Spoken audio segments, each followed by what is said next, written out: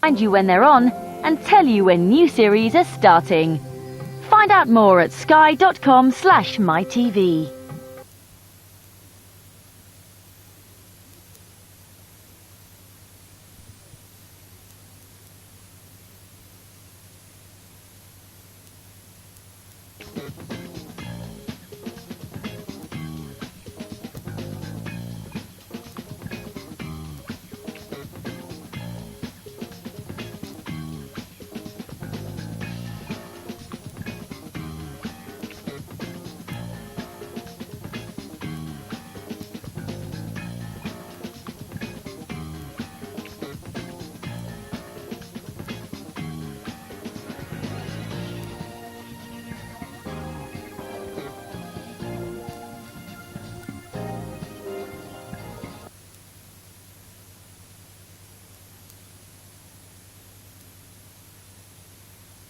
On making a random assault on a Stevenage player after a fantastic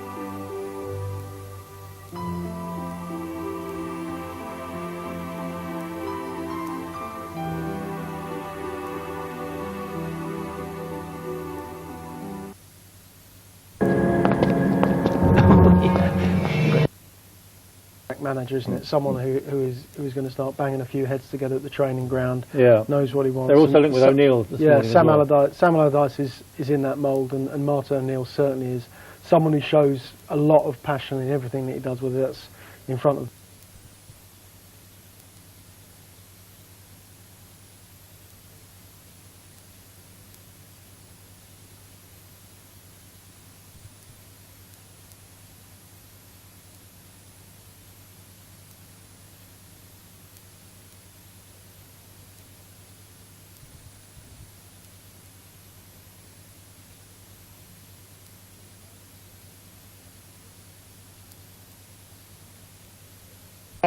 In ice rinks, in cinemas, in arcades, where children go on Saturdays.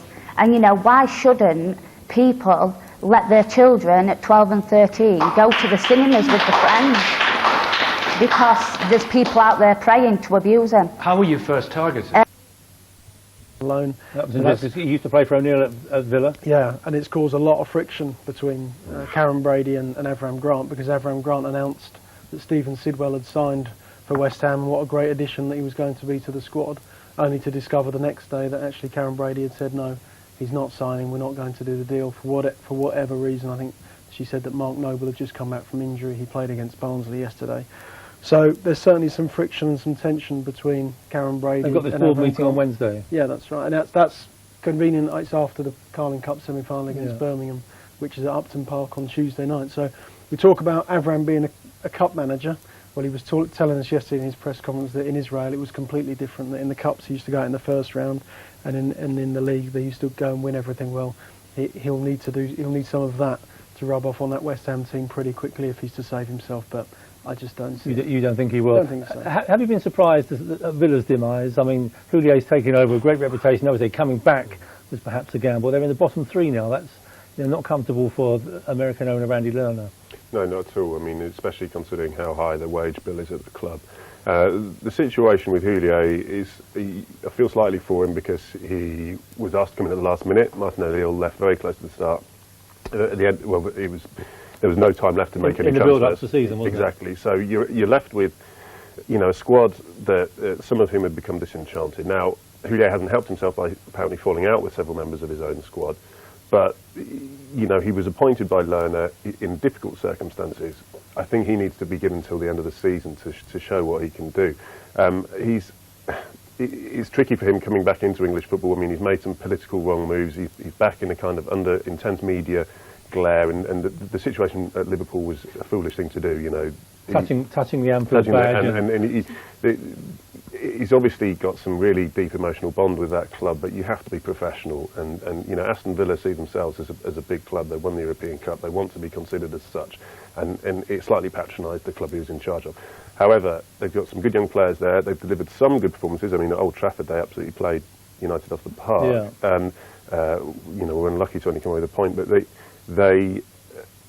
I think if he can get the right sort of people in January, if he can start to lift up, they had a good result yesterday, then maybe he can develop some sort of momentum. But he's trying to bring two of the younger players through as well, isn't he? He has, and they've got talent there. They've got a good academy, but the problem is he needs senior pros to step up for him.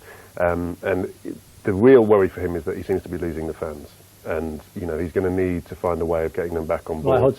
Like Hodgson did. I mean, what he needs is to try and develop some momentum, get some results together, and maybe find a couple of players that are going to play above themselves for a couple of months to try and lift the place a bit. Yes. What worries me in the Premier League at the moment is so many managers having to try and win over their respective dressing rooms. It's crazy. Roy Hodgson at Liverpool can't seem to win over the dressing room. Well, he should carry a certain amount of clout and respect when he walked into that dressing room in the first place, given the manager.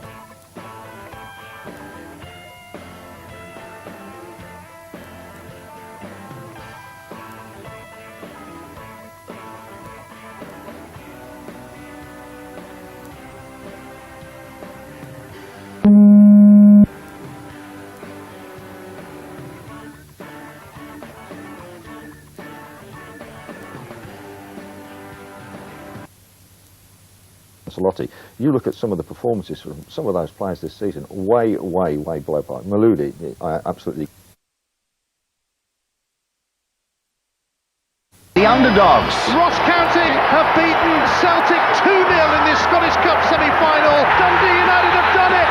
Rangers' hopes of a treble this season disappear. This time around, the old firm will be hoping to strike back. The Scottish Cup 4th round, today from 1 p.m, Sky Sports HD1. Are you still paying full price for your ticket at the station on the day? People buying in advance at thetrainline.com saved an average of 43%.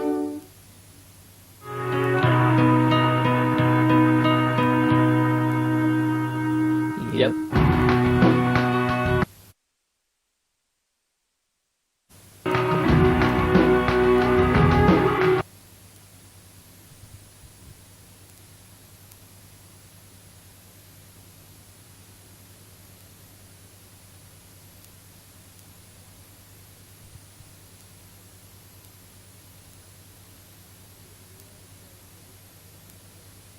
And knocked down by a fan.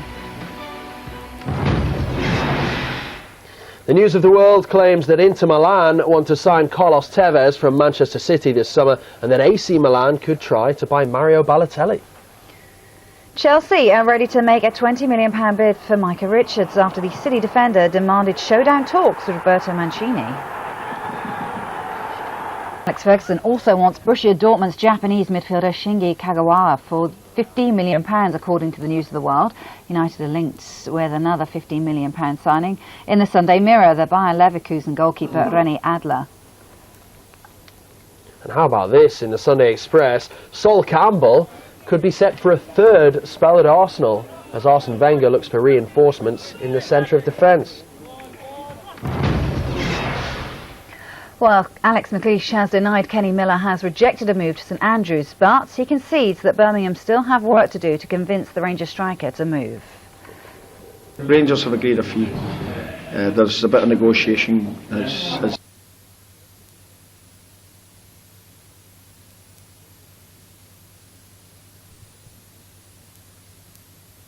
Burkitt was there. Warming finish from Robert Garrigus with his eagle in the 18th, giving him tonight 18 yards. Yeah, and Peyton is going to make Eric Smith, who's down in the box now, playing essentially a linebacker position. He's a safety, going to make him tackle. He immediately checked to a run that side. If they're going to let Eric Smith play the linebacker position, they're going after him. There he is again inside.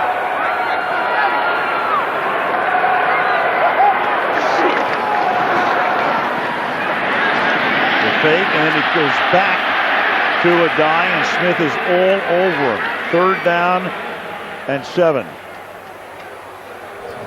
Pretty good linebacker reaction that time by Eric Smith. He's going to see this as a play fake. They're going to try and run right up there at him, and he doesn't buy into it. And he's all over Joseph Adai. Beautifully done.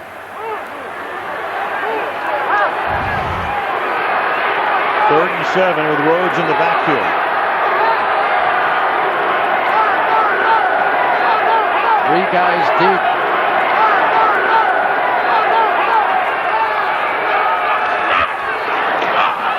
Give it to Rhodes. They run it on 3rd and 7 to get the 1st down. To the 42-yard line.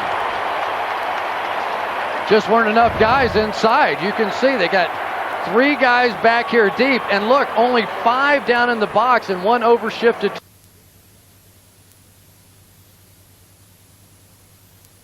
One on 3rd and 7. After resetting Rhodes, to let these guys.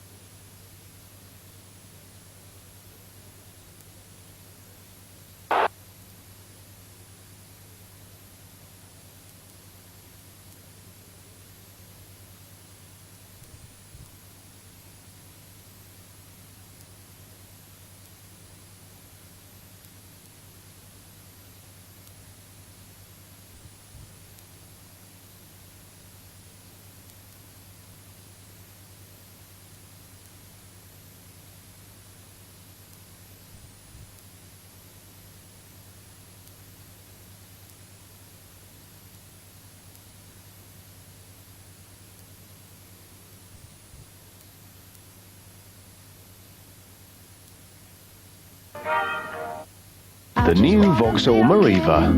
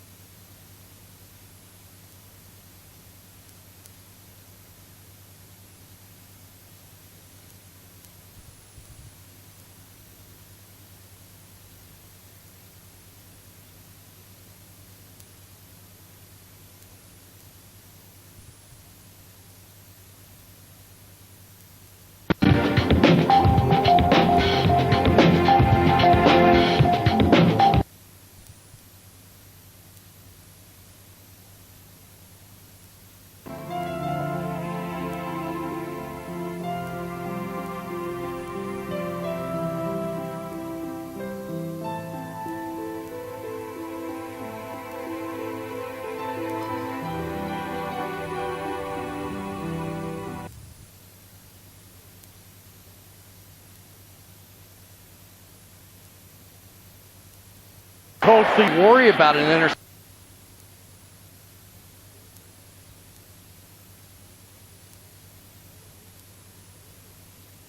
Bye-bye. Heating.